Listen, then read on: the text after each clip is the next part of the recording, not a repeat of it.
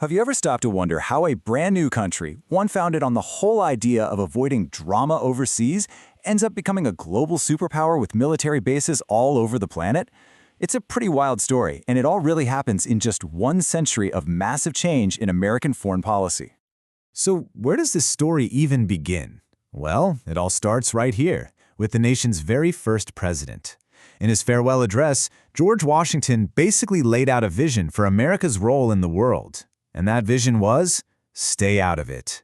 His advice was pretty clear: trade with everybody, but don't get tangled up in permanent alliances with anyone.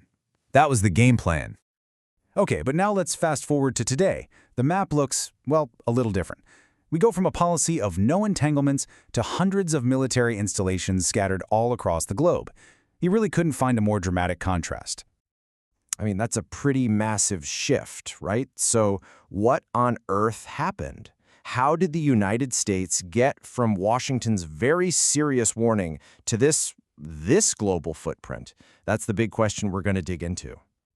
To really get our heads around this, we have to go back, way back to the beginning. Let's start with Washington's original advice, which kicked off an era that people call friendly isolationism. You know, as he was leaving office, Washington was genuinely worried that this young, new nation would get sucked into all the endless wars and conflicts over in Europe. His solution was what he called friendly isolationism. The idea was, hey, let's be business partners with other countries, but let's stay out of their politics. And look, this wasn't just some vague suggestion he made. No, this was concrete policy. Washington had already put out a neutrality proclamation a few years earlier. The main rules were super simple: do not make permanent alliances and just steer clear of foreign messes. For a long time, this was literally America's playbook. But, you know, playbooks can change. And the first really big rewrite comes about 30 years later with President James Monroe in 1823. And you can see this new attitude perfectly in the political cartoons from back then. You see Uncle Sam here basically standing guard over North and South America, putting up a big no trespassing sign for the old powers of Europe. This picture, it's pretty much the Monroe Doctrine in a nutshell. So, what were the new rules? Well, essentially, the U.S. drew a big line right down the middle of the Atlantic Ocean. The message to Europe was, no more new colonies over on this side. In exchange, the U.S. promised it would stay out of Europe's business and leave the colonies that were already here alone. But, and this is the really important part, America now declared itself the official protector of any independent nation in the Western Hemisphere. This was a huge deal. The U.S. was, still trying to follow Washington's advice about Europe, but it was also drawing a line in the sand and claiming this huge sphere of influence right in its own backyard. This wasn't pure isolationism anymore, not by a long shot. And this new job as a kind of regional police officer, it really set the stage for the next big flip-flop at the end of the 19th century. This is when America starts to look way, way beyond its own neighborhood. So why the big change? Well, by the 1890s, the United States wasn't some small, scrappy republic anymore. It was an industrial and economic powerhouse. And with all that power came a new kind of hunger.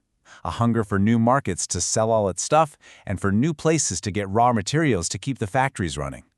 The country's focus was shifting outward. And this new way of thinking has a name: Imperialism.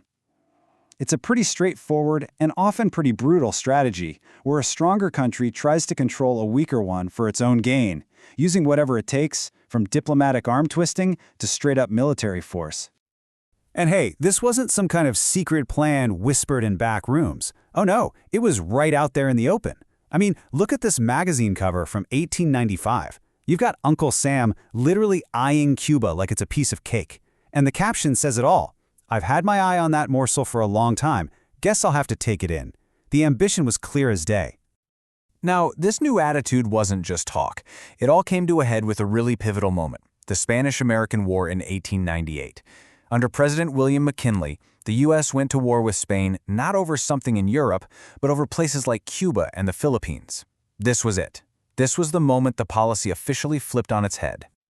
So, in just a little over 100 years, the U.S. goes from a republic trying to stay out of everyone's business to an empire with interests all over the world. It's an incredible transformation. So let's just do a quick recap of that journey. Let's just break it down into 3 big steps. In 1796, you've got Washington setting the course with isolationism.